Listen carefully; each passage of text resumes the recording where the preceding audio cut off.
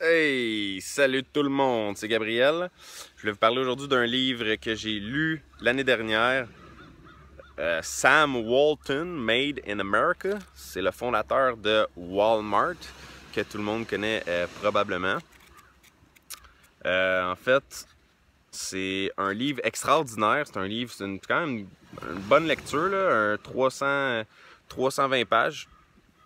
Il est super bon. C'est un des livres d'affaires que j'ai lu qui m'a le plus inspiré puis appris de choses sur vraiment la business en tant que telle, comment qu'on fait ça, puis ainsi de suite.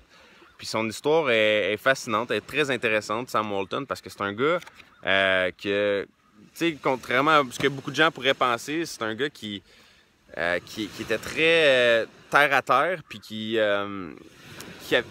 aimait pas beaucoup le matérialisme. Donc, tout ce qui est par rapport à l'argent, puis tout ça. Puis, tu sais, beaucoup de gens se diraient, oh, le fondateur de Walmart, un millionnaire, blablabla, tu sais. Mais ce gars-là, il s'en foutait là, de l'argent. Il se promenait dans son vieux pick-up avec sa vieille calotte Walmart, qui est vraiment pas belle. Ça, c'est une opinion personnelle, je suis désolé, là. Mais il aurait pu se forcer un peu, là. Je trouve que la mienne est un peu plus belle, là, à l'abri, en tout cas. Bref. Tout ça pour dire que c'est ça, ce gars-là, il se promenait avec sa vieille calotte Walmart toute sa vie. Habillé en costume cravate avec sa vieille calotte Walmart, puis dans son vieux pick-up, puis il se promenait à une petite maison, tu sais, même s'il possédait des millions et des millions de dollars, il les utilisait pas nécessairement pour, tu sais, flasher, péter de la broue ou ainsi de suite, ce que beaucoup de gens des fois associent à l'argent puis au succès. Mais il était très terre à terre. Puis c'est quelque chose que j'ai retenu beaucoup de ce livre-là. Quelque chose aussi que j'ai retenu, mais c'est qu'il est parti avec presque rien, lui avec, puis il a monté un empire comme beaucoup d'entrepreneurs. Il est parti là, avec un prêt de 5000 $, je pense, ou quelque chose comme ça. À l'époque, c'était énorme, c'était dans les années 60, si je ne me trompe pas, qu'il est parti. Ouais. Puis c'est ça, il a emprunté l'argent à son beau-père, le père de sa femme à l'époque. Lui gérait déjà des magasins General Store, je pense qu'on appelait à cette époque-là. Fait qu'il gérait déjà des General Store pour un autre. Puis il a décidé de se partir à son compte, d'acheter en fait une franchise à l'époque. J'ai oublié le nom là, mais il a acheté une franchise en fait comme d'un magasin là, général, là, comme un peu le style Walmart, mais de l'époque. À cette époque-là, c'était autre chose. C'était pas ce qu'on connaît aujourd'hui. C'était pas aussi gros, c'était pas aussi big. Puis il a fallu que ça commence très petit. Fait que c'est ça, il emprunte l'argent au père de sa femme, il start ça. Puis de fil en aiguille comme ça, il décide d'améliorer chaque aspect qu'il est capable. Puis il teste. Puis une des choses que je retiens le plus de ce livre-là, c'est qu'il faut tester en affaires. Il faut que tu testes le plus d'affaires possible jusqu'à temps que ça fonctionne. Lui, il testait des bobettes. Il dit 3 bobettes pour 2 piastres. Il testait plein d'affaires jusqu'à temps qu'il tombe sur quelque chose qui, oh, ça vendait au bout. Puis là, il voyait du monde rentrer dans ses magasins, puis ça faisait la file. Juste pour ce spécial-là. Fait que c'est lui qui a commencé. Il a inventé des concepts qui aujourd'hui sont enseignés dans les écoles d'affaires, puis qui sont utilisés par presque toutes les entreprises. Des entreprises, entre autres, comme Sears et ainsi de suite, qui ont fermé, par exemple, parce que là, le marché du détail est en déclin dans plusieurs industries. Fait que bref, mais ce gars-là a inventé, en fait, les magasins de détail quasiment. Il était dans les tout débuts où est-ce que il fallait tout inventer, là, les étagères, comment placer les choses. Puis ce gars-là, une des choses aussi que je retiens le plus, c'est son acharnement au travail. Lui, là, il valait plusieurs millions. Là. Je vais vous donner un exemple dans le livre qui est drôle parce que ça te fait comprendre la personnalité derrière ce gars-là. Là. Il valait déjà plusieurs dizaines de millions. Là. Il était, je pense, il valait même au-dessus d'une centaine de millions son entreprise Walmart à l'époque. Puis lui, il a été visiter le Brésil ou le Mexique, je me souviens plus c'est lequel des deux, en vacances avec sa famille.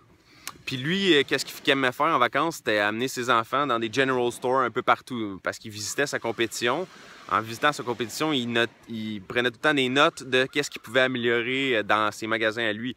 Il regardait la compétition pour se dire, bon, ben ils doivent faire des choses de bien, eux autres avec. Fait que je vais checker qu'est-ce qu'ils font, puis je vais l'appliquer dans ma business à moi. Fait que ce gars-là, ben, il était là, valait plusieurs centaines de millions. Il est allé visiter un magasin de détail au Brésil, si je me trompe pas. Puis il rentre dans le magasin de détail, puis là, il commence à checker les étagères, tout ça. Puis il avait son tape à mesurer avec lui. Fait que là, il se met à mesurer les allées. Il se met à 4 pattes, là, puis il mesure la longueur qu'il laisse aux autres entre les rangées, tu sais. Fait que... Puis il s'est fait arrêter par la police. Il s'est fait arrêter par la police. Le gars valait plusieurs centaines de millions, là. Il s'est fait arrêter par la police parce qu'il pensait que c'était un voleur. Il pensait que le gars, c'était un voleur parce qu'il était à 4 pattes en train de mesurer les étagères. Puis tu sais, c'est juste un exemple pour te dire, tu sais, le gars vaut plusieurs centaines de millions. Il aurait pu dire, je vais envoyer quelqu'un mesurer les affaires, puis tu sais, moi, je m'en fous. Mais non, lui, ce qu'il voulait, c'était améliorer ses magasins. Il aimait ça. Il tripait, là, sur comment améliorer ses magasins. Fait que lui, il allait se mettre à 4 pattes au fin fond du Brésil dans un vieux magasin, avec son tape à mesurer pour checker c'était quoi la longueur entre les allées, tu sais. C'est pour te dire à quel point le gars, il a le succès à cœur, puis il aime ce qu'il fait, tu sais. Parce qu'il en mange, il vaut des centaines de millions, il pourrait s'asseoir sur son steak puis rien faire pour le reste de sa vie. Mais non, il en veut plus, il aime ça, il mange ce qu'il fait, tu sais. Il aime ça, il trippe. Fait que une autre leçon dans ce livre-là, c'est fais ce que tu aimes. Tu sais, quand tu tripes sur ce que tu fais, ben, tu vas vouloir être le meilleur, tu vas vouloir tout le temps t'améliorer, tu vas vouloir faire comme Sam Walton, puis aller te mettre à 4 pattes dans un magasin pour prendre des mesures. Même si tu as tout l'argent du monde, tu vas continuer de faire ça pareil parce que tu tripes dans ce que tu fais. Puis ben, c'est ça qu'il a fait. Ce gars-là, il a trippé toute sa vie à monter son empire, monter ses magasins, puis il se promenait en hélicoptère avant tout le monde, puis il spottait où est-ce qu'il y avait des magasins, puis il se disait « Ah, me semble, là, j'en mettrais un. » Il a fait des affaires incroyables là, pour son époque, là, honnêtement. Là, ça vaut vraiment la peine de lire le livre « Made in America », parce que ça raconte comment que tu montes un empire de plusieurs centaines de millions et maintenant de milliards, là, en fait, que ça vaut, là, Walmart. Puis même si la plupart justement des magasins de détail sont en déclin, mais Walmart continue d'être profitable. Fait que, tu sais, c'est pour dire à quel point les valeurs qu'il a inculquées dans ces entreprises, là, des valeurs de travail, puis d'acharnement, puis de servir son client aussi. Lui, il dit la chose la plus importante qu'il y a en business, c'est quoi? C'est un client. Puis les clients te disent qu'est-ce que tu dois faire. Si tes clients commencent à moins venir, il faut que tu changes qu'est-ce que tu fais parce que c'est le client qui a raison tout le temps. Puis lui, il garde, tu sais, on peut le critiquer pour des choses, là, puis ça, je suis d'accord, comme n'importe qui, il n'y a personne de parfait dans la vie. Mais, tu sais, les gens critiquent Walmart, tu sais, ils sont payés au salaire minimum, puis tout ça. Oui, mais quand tu vas acheter les choses là-bas, tu payes moins cher. C'est ça la mission. La mission, c'est de faire épargner le peuple. C'est ça la mission de Walmart. Pareil.